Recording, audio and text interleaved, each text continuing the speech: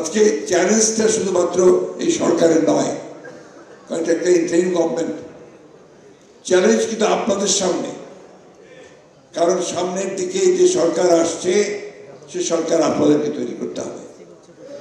সেই সরকার জাতীয়তাবাদের তারেক রহমানের নেতৃত্বের সরকার তৈরি হবে। সেইখানে আমরা যেন সর্বক্ষেত্রে, বিশেষ করে প্রযুক্তির ক্ষেত্রে আমরা যেন সবচেয়ে বড় ভূমিকা রাখতে পারি, অবদান রাখতে পারি এবং নেতৃত্ব দিতে পারি, সেভাবে নিজেকে তৈরি করতে হবে।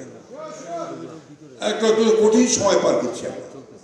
এই সময়টা একটু সতর্কতার সঙ্গে আমাদেরকে অতিক্রম করতে হবে।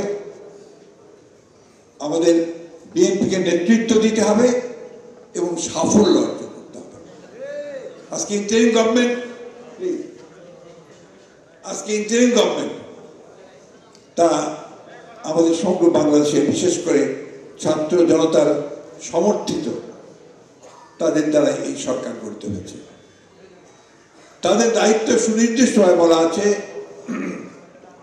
তারা কি ইন্টারিম গভর্নমেন্ট, অর্থাৎ একটা নির্বাচনের মাধ্যমে সরকার পরিবর্তনের পর্যন্ত তারা এই দায়িত্ব পালন করবে।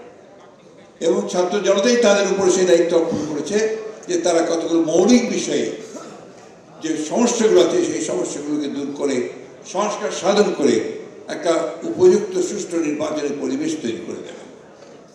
তারা কাজ করেছেন, কাজ করে চলেছেন, আমরা তাদেরকে সমর্থন দিচ্ছি।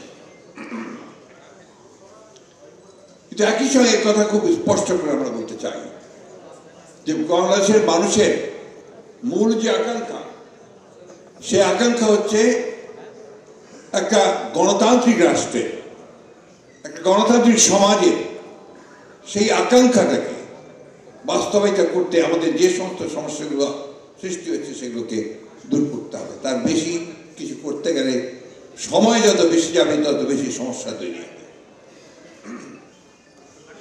আমি কথাটা স্পষ্ট করেই বলতে চাই, নির্বাচন কেন্দ্রিক যে সমস্ত সংস্কারগুলো আছে সেই সংস্কারগুলো দ্রুত সম্পন্ন করতে হবে এবং আশা করব যে আমাদের নির্বাচন ব্যবস্থা, আমাদের প্রশাসন, নির্বাচন কেন্দ্রিক প্রশাসন, আইন শৃঙ্খলার ব্যবস্থা, বিচার ব্যবস্থা, এগুলোর সংস্কারগুলো করেই আমাদেরকে অতি দ্রুত আমাদের নির্বাচনে যাওয়াটাই হবে এই দেশের মানুষের জন্য সবচেয়ে কল্যাণ।